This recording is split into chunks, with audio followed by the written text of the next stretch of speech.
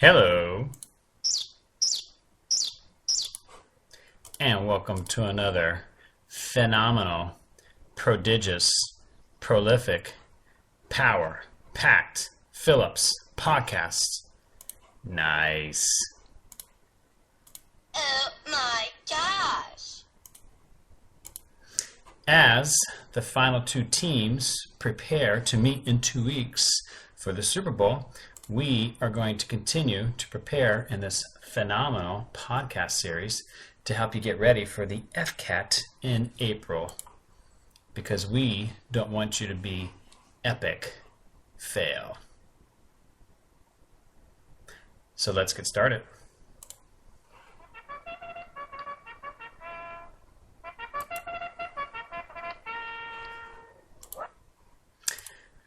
Please open your packet to problem number 7, and the first thing we're going to do on the FCAT is red light stop and read the problem. So please take a minute to stop and read the problem.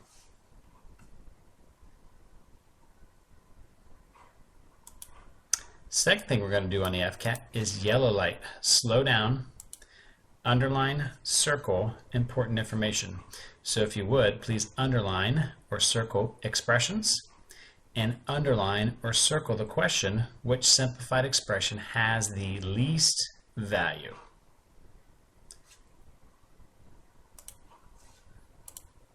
Next thing we're going to do on the FCAT is green light, go and work the problem. So I'm going to solve expression number 1. I'm just going to punch it into my calculator. When I punch it in my calculator, it gives me negative 0.5453. Please write that on your packet, maybe next to the box for expression 1. Okay, now we're going to solve expression number 2. They asked us to find the square root radical sign, the bears, of 45 minus 9. I'm going to do 45 minus 9, which is 36. I'm going to do the square root of 36, which comes out to be positive 6. However, remember that positive 6 times positive 6 gives you 36, and negative 6 times negative 6 also gives you 36. A negative times a negative is a positive. So I'm going to write plus minus 6 next to the box, if you would do that on your paper too, please, for expression 2.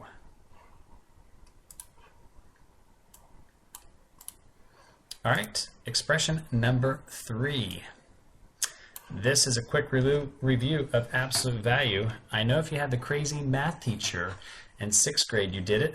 If not, you should have done it last year. If you didn't do it last year, no excuse. Pay attention.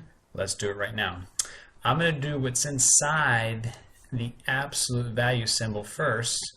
So I'm going to do negative 2 minus 1. If I do that on my calculator, negative 2 minus 1 is going to give me a negative 3. Visual people, if that doesn't work for you, start at negative 2 and move one space to the left because it's negative. When you do that, you end up at negative 3. Now I'm going to take these absolute value symbols and I'm going to translate them, nice vocabulary word, over to here. So now I have really the absolute value of negative 3. Well, what does absolute value mean? Good question. I'll have a good answer. Absolute value means how many spaces is the number away from 0. How many spaces is the number away from 0? So what this is saying right here is the absolute value of negative 3 is how many spaces is negative 3 from 0. How many spaces is negative 3 from 0? Well, it's 1, 2, 3 spaces from 0. So the absolute value of negative 3 is 3 because it is 3 spaces from 0. Negative 3 is 3 spaces away from 0. So if you would, next to the chart by expression 3, the absolute value is how many spaces is it away from 0? It's 3 spaces away from 0.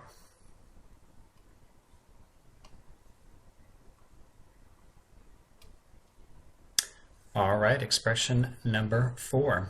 I have -3 to the third power.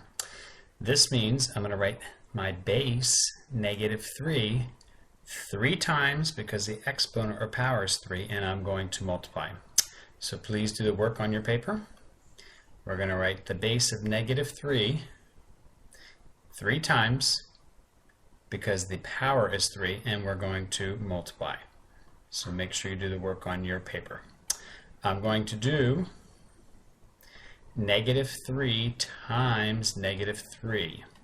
A -3 times a -3 is going to be a +9.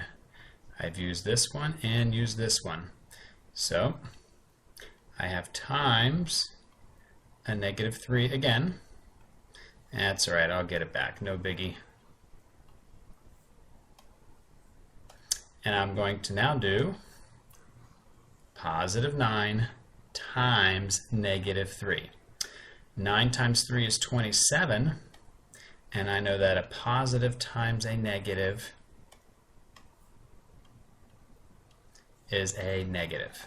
So when I simplify this expression, it's going to give me -27. So on your paper,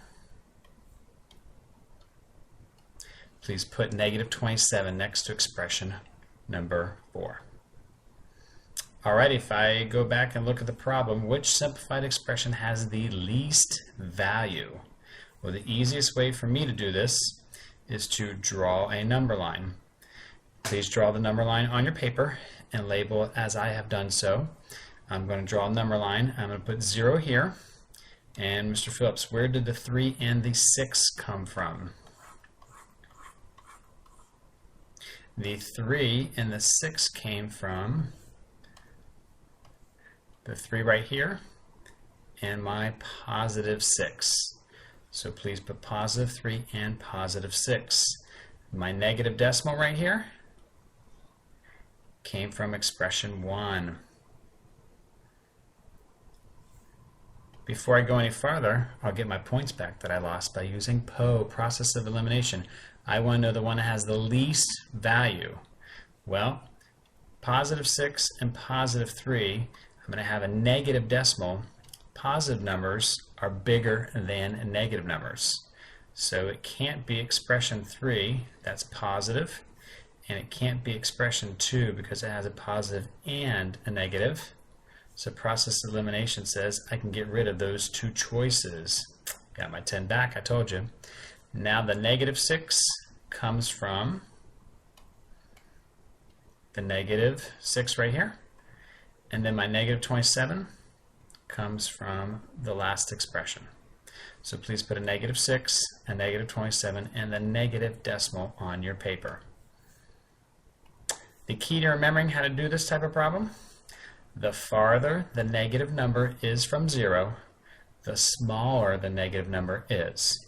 So right here, this is the farthest negative number I have on my number line from 0. So this is going to be the smallest. Or you can think of it this way: the farther to the left the negative number is, the smaller it is. So this -27 is farther to the left than a -6. So -27 is smaller. Likewise, if I had like -31 over here, -31 would be smaller than -27 because it's farther to the left. So it can't be expression 1. The correct answer has to be expression 4 because -27 is the farthest to the left on my number line from 0. Alrighty peeps, if you return to the front of your packet, problem number 7, remember the count's going to help us because some of us have a difficult time remembering to bubble or grid our answer on the front. So the count says here's 7. If you would, bubble in the letter I as in igloo on problem 7. And I'm going to ask that you put your packet back on the counter, return your iPod to the case so I can charge you for the next group of peeps, and we will celebrate having finished another problem. Awesome job, guys.